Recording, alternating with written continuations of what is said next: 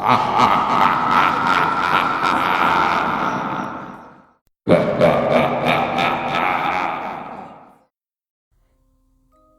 पुल के ऊपर एक लड़का खड़े होकर बस कूदने ही वाला था।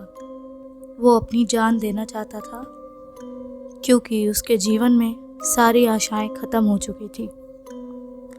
आनंद एक गरीब घर से था जो एक फैक्ट्री में नौकरी करता था। उसकी माँ थी लेकिन उसके कोई भाई बहन नहीं थे और उसके पापा काफ़ी कम उम्र में ही एक भूकंप में मारे गए थे। वो भी एक फैक्ट्री में काम करते थे। उसी फैक्ट्री में आनंद की भी जॉब लगी थी, लेकिन उसके सहकर्मी ने उस पे गलत आरोप लगा के उससे उसकी जॉब से निकलवा दिया। वो अपने घर में अकेला कमाने वाला था। उसकी माँ सिर्फ उस पर ही निर्भर थी। लेकिन जब कल उसकी जॉब चली गई तो वो काफ़ी निराश हो गया था। जीवन में काफ़ी दुख पहले से ही थे और कल जॉब जाने की निराशा ने उसको हताश कर दिया था। उसकी सारी आशाएं मर गई थी। इसलिए वो आज अपनी माँ को बिना बताए सुबह सुबह ही अपने जीवन को समाप्त करने इस पुल पे आ गया। पुल गांव के अंदर था, इसलिए सुबह सुबह 5 बजे काफ़ी शांति थी। कोई दिख नहीं रहा था जो आनंद को ऐसा कदम उठाने से रोक सके। आनंद एक आखिरी लंबी सांस लेता है और उस नदी में छलांग लगा देता है। जब आनंद नीचे जा रहा होता है तो उसे ऐसा लगता है कि उसका दम घुटने लगा है। आनंद को तैरना नहीं आता था, इसीलिए उसने ऐसी मौत चुनी। जब उसका दम घुटने लगा तो वो अपने पैर चलाने लगा। उसने अपने हाथों को ऊपर उठाया और ज़ोर ज़ोर से ऊपर जाने की कोशिश करने लगा, लेकिन सब कुछ बेमतलब था। अब उसे बचने का कोई मार्ग दिखाई नहीं दे रहा था। उसकी आंखें धीमे धीमे बंद होने लगी और वो वहीं बेहोश हो गया। कुछ देर बाद उसकी आंखें खुली तो वो पानी में ही था, लेकिन वो अब सांस ले पा रहा था और साथ ही वो आंखें खोलकर अगल बगल भी देख पा रहा था। नदी बहुत ही सुंदर थी, मानो कोई समुद्र हो। काफ़ी अलग अलग प्रकार की मछलियाँ उस पानी में थी। तभी उसे एक आवाज़ बुलाती है, कौन हो तुम? आनंद पीछे पलट कर देखता है तो एक बहुत ही सुंदर सी लड़की वहाँ पर बैठी हुई थी। वो देखकर चौंक जाता है कि इतने गहरे पानी में ये लड़की बैठी कैसे है और ये बोल कैसे पा रही है? क्या इसका दम नहीं घुट रहा? आनंद अपने ख्यालों से तब बाहर आता है जब वो बाद में एक और बार पूछती है, कौन हो तुम? तो आनंद अपने ख्यालों से बाहर आता है और बोलता है, मैं आनंद हूँ। मैं यहाँ मरने आया था, लेकिन लेकिन मैं कहाँ हूँ? मुझे कुछ समझ नहीं आ रहा है। लेकिन तुम मरना क्यों चाहते हो? अब एक अनजान औरत से अपनी बातें तो साझा नहीं कर सकता था, तो उसने दोबारा सवाल किया। वो सब छोड़ो, मैं बचा कैसे? मुझे तो ये समझ नहीं आ रहा है कि मैं पानी में भी बोल कैसे पा रहा हूँ। मैंने संभव किया है, वो लड़की बोली। तुम्हें मरने की क्या ज़रूरत है? जाकर कोई काम क्यों नहीं करते? काम की बात सुनकर आनंद और हताश हो गया और बोला, काम ही तो नहीं है, वही तो मुझसे छीन लिया गया है। वो लड़की अचंभित सी उससे पूछती है, क्या मतलब है तुम्हारा? मुझे साफ साफ बताओ। तो वो उसे सब बताता है। वो लड़की थोड़ा सा मुस्कुराती है। एक पल को आनंद को लगा जैसे वो कोई सुंदर से एक बदसूरत लड़की बनती जा रही हो। उससे बोलती है, आनंद, तुम्हें जीने का एक और मौका मैं दे रही हूँ। तुम जाओ अपनी माँ के पास और तुम चिंता मत करना, कल ही तुम्हारी जॉब तुम्हें वापस मिल जाएगी। वो आश्चर्यचकित सा पूछता है, कैसे? उसकी चिंता तुम मत करो, बस इतना याद रखना, जब तुम्हारा काम तुम्हें वापस मिल जाए तो मुझे धन्यवाद कहने इस नदी के पास ज़रूर आना। और इससे पहले आनंद कुछ पूछता, उसकी आंखें बंद होती हैं और फिर से खुल जाती हैं। इस बार वो अपने आप को नदी के किनारे ऊपर ज़मीन पर पाता है। वो उठ के खांसने लगता है। मैं ऊपर कैसे आया? और वो लड़की कौन थी? वो आसपास देखता है तो उसे कोई भी ऐसा व्यक्ति नहीं दिखाई देता है जिसने उसकी जान बचाई हो। शायद मरने में भी मेरी किस्मत बेकार रही। और ये सोचकर आनंद वापस अपने घर को लौट जाता है। आनंद की माँ सुबह से परेशान बस इधर उधर गांव में पता ही लगा रही थी कि क्या किसी ने भी उसके बेटे को कहीं जाते हुए देखा है, लेकिन सबके जवाब में उसे ना ही मिल रहा था। तभी आनंद बाहर गांव की तरफ से आता हुआ दिखता है और उसकी माँ, जो कि आंसुओं से भरी हुई थी, वो उसकी तरफ दौड़ के उसे अपनी बाहों में भर लेती है और उसे प्यार करने लगती है कि बेटा, बेटा तू कहाँ था? कब से तुझे ढूंढ रही हूँ। और इतना भीग कैसे गया है तू? क्या हुआ? तू ठीक तो है ना? उसने अपनी माँ को सब बताया कि कैसे उसकी जॉब चली गई और इस मारे वो बस खुदकुशी ही करने गया था, लेकिन शायद वहाँ पे भी उसकी किस्मत काम नहीं करी। उसकी माँ बहुत परेशान हो जाती है। गांव के सब लोग इकट्ठा हो जाते हैं और उसको बोलने लगते हैं, क्या जरूरत है ऐसा करने की? खुदकुशी करने से कोई भी उपाय निकलेगा क्या? अरे अपना नहीं तो अपनी माँ का तो सोचते। कैसा बदतमीज लड़का है। कोई भी आनंद का दर्द नहीं समझ सकता था। सब उसे बस बातें सुनाए जा रहे थे। उसकी माँ ने सबको चुप करा दिया और सब वहाँ से चले जाते हैं। आनंद की माँ आनंद को घर ले जाती है और उसे प्यार से भोजन कराती है। अभी शाम का वक्त हो रहा था कि आनंद बरामदे में बैठकर अपने ख्यालों में खोया हुआ था कि अब वो क्या करेगा, अब कहाँ काम करेगा, कहाँ काम ढूंढेगा। कि तभी उसकी फैक्ट्री का मालिक खुद उसके घर में आता है। आनंद एकदम से उठ के खड़ा होता है और पूछता है, सर आप यहाँ क्या कर रहे हैं?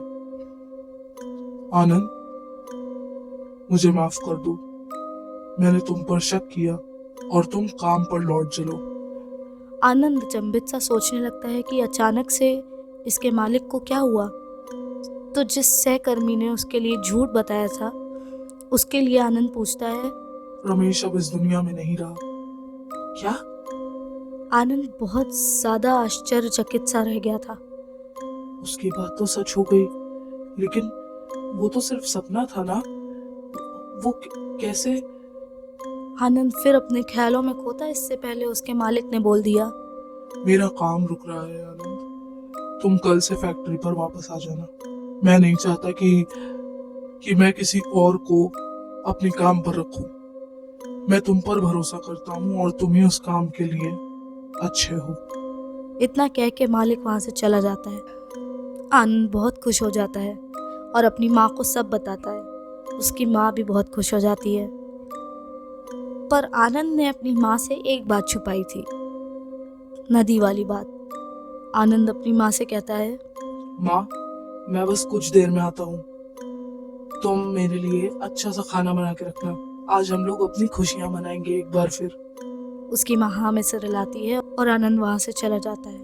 वो एक बार फिर उस नदी के पास जाता है और अपने हाथ जोड़कर बोलता है, हे लड़की, तुम जहाँ कहीं भी हो, तुम्हारा बहुत बहुत शुक्रिया। तुमने जो बात कही थी वो सच हो गई है। मुझे दोबारा से काम पर रख लिया गया है। 1 सेकंड में वो लड़की उसके सामने प्रकट हो जाती है और मुस्कुरा के बोलती है, देखा आनंद, मैंने कहा था ना कि तुम्हारे काम नहीं रुकेंगे, तुम्हें दोबारा से काम पे रख लिया जाएगा। तुम्हारा बहुत बहुत शुक्रिया। मुझे तो समझ नहीं आ रहा है कि मैं तुम्हारा धन्यवाद कैसे करूं। अब वो हंसती है और बोलती है, कुछ नहीं, बस एक बच्चा चाहिए मुझे। उस पर वो पूछता है, बच्चा? मतलब मैं बच्चा कहाँ से लाऊंगा? आनंद की तरफ देख के कहती है, ये तुम्हारे ऊपर है आनंद, अब तुम मुझे एक नवजात बच्चा ला कर दोगे जो अभी अभी पैदा हुआ हो। पर मैं बच्चा कहाँ से लाकर? वो तुम देखो आनंद, वो लड़की बीच में काटते हुए बोलती है, और अगर ये बच्चा मुझे नहीं मिला तो तुम्हारे साथ क्या होगा ये तुम सोच भी नहीं सकते। वो दोबारा हंसती है और नदी में गायब हो जाती है। आनंद बहुत ज्यादा परेशान सा वापस घर को लौट जाता है। उस लड़की ने ऐसा क्यों कहा? ये सोचकर वो अपनी माँ के साथ खाना खाता है और फिर सुबह उठने के लिए सो जाता है। आनंद ने इस बात को हल्के में लिया था और वो 2-3 दिन तक अपनी जॉब करता है। उसको लगता है शायद वो लड़की मजाक कर रही हो या सच में वो कोई सपना हो और ये जॉब मिलना एक महज इत्तेफाक हो। ये सब करते करते उसको 3 दिन हो जाते हैं। एक दिन जब वो फैक्ट्री में था तो उसके गांव से एक लड़का दौड़ता दौड़ता आता है।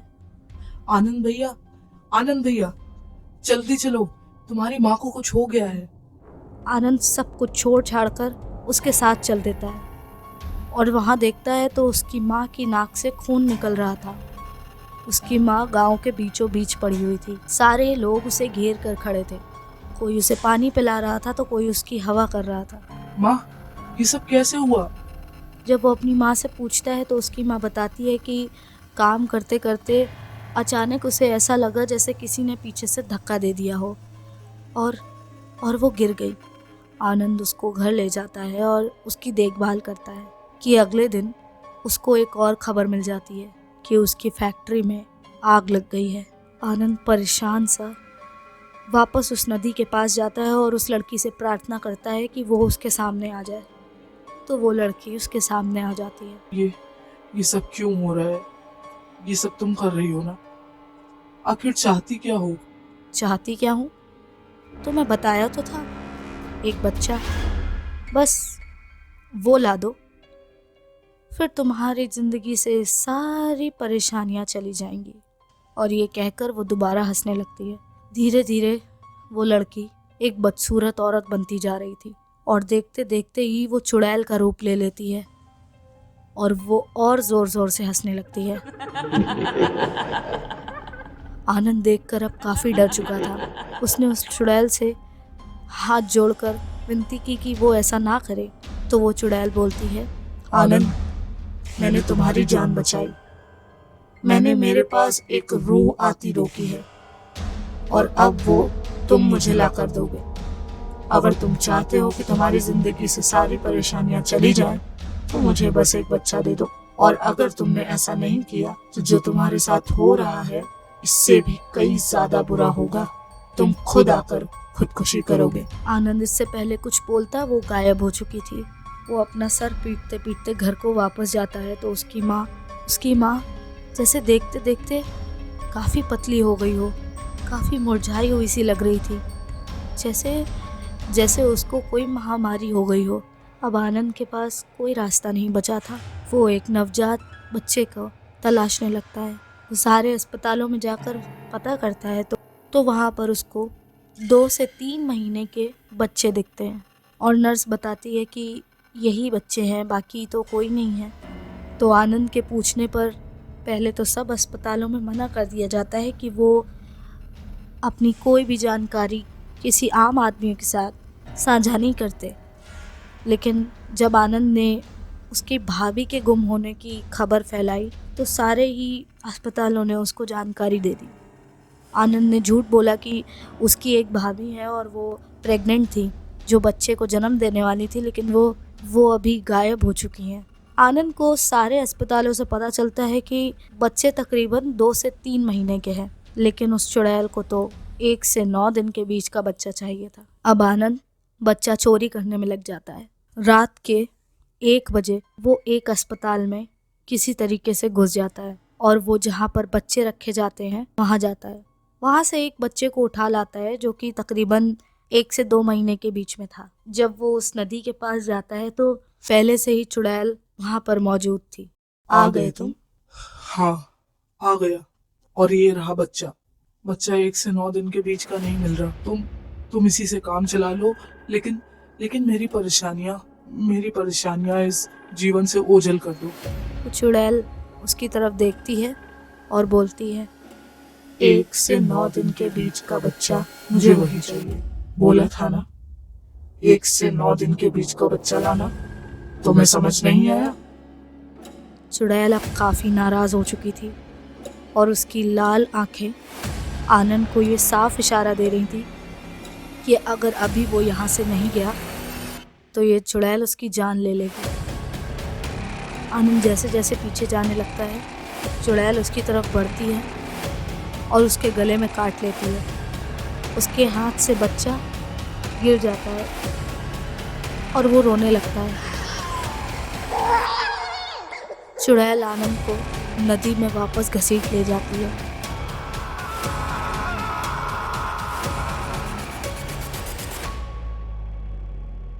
सुबह एक आदमी उस बच्चे को देखता है तो वो बच्चा सही सलामत वही पड़ा हुआ था। वो उठाता है और वापस से गांव की तरफ ले जाता है। गांव में ये खबर फैलती है तो जो महिला अस्पताल में थी जिसका बच्चा खो गया था वहाँ पर खबर होती है और उनको पता चल जाता है कि ये बच्चा उन्हीं का है। वो महिला को उसका बच्चा वापस मिल जाता है, लेकिन आनंद उसके बाद कभी नहीं दिखता। वो नदी में चुड़ैल अब भी थी। आनंद के घर से, फैक्ट्री से सारी परेशानियां जा चुकी थी। आनंद की माँ अब एकदम स्वस्थ थी, लेकिन उसका बेटा ना मिलने का दुख उसे खाए जा रहा था। फैक्ट्री में भी नया कर्मचारी लगा लिया गया था। आखिर कब तक आनंद का इंतज़ार किया जाएगा? और सब कुछ रोज़ की तरह चल रहा था।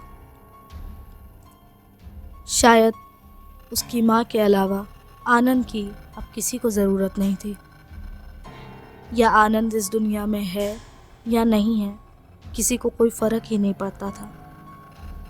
उसकी माँ रोज़ रोती, रोज़ कलपती कि काश उसका बेटा वापस आ जाए, पर उस बेचारी को ये नहीं पता था कि अब उसका बेटा कभी वापस नहीं आएगा। आनंद की सबसे बड़ी गलती और उसकी सज़ा उसकी माँ को मिली। इस दुनिया में कोई आपकी फ़िक्र नहीं करता सिवाय आपकी माँ को छोड़कर। शायद आनंद उस दिन अपनी जान देने उस पुल पर नहीं जाता तो आज उसकी माँ और वो दोनों ही खुश होते। भले नौकरी मिलने में थोड़ा सा वक्त लगता, लेकिन कम से कम उसका बेटा ज़िंदा तो होता। कम से कम वो आज इतना रोती तो नहीं। या शायद आनंद खुश होता और उसको 1-2 दिन बाद ही नौकरी मिल जाती। इतनी सी ही थी आज की कहानी। आई होप आपको ये कहानी पसंद आई हो। अगर आप ऐसी और कहानियाँ सुनना चाहते हैं तो मेरे चैनल को सब्सक्राइब करिएगा। इस वीडियो को जितना हो सके भर के लाइक्स दीजिएगा और कमेंट्स करना बिल्कुल ना भूलें। हमारी स्टोरी के अपडेट्स पाने के लिए बेल आइकन को प्रेस करें और हमारा चैनल जो कि व्हाट्सएप पे है उसको ज्वाइन करें, जिसका लिंक मैंने डिस्क्रिप्शन में दे रखा है। वहाँ पर आप अपनी स्टोरी के सजेशंस मुझे मेरे खुद के अकाउंट पर दे सकते हैं और मैं आपकी स्टोरीज़ अपने चैनल पर पोस्ट करूँगी। तो मिलते हैं अगले वीडियो में, तब तक के लिए अलविदा।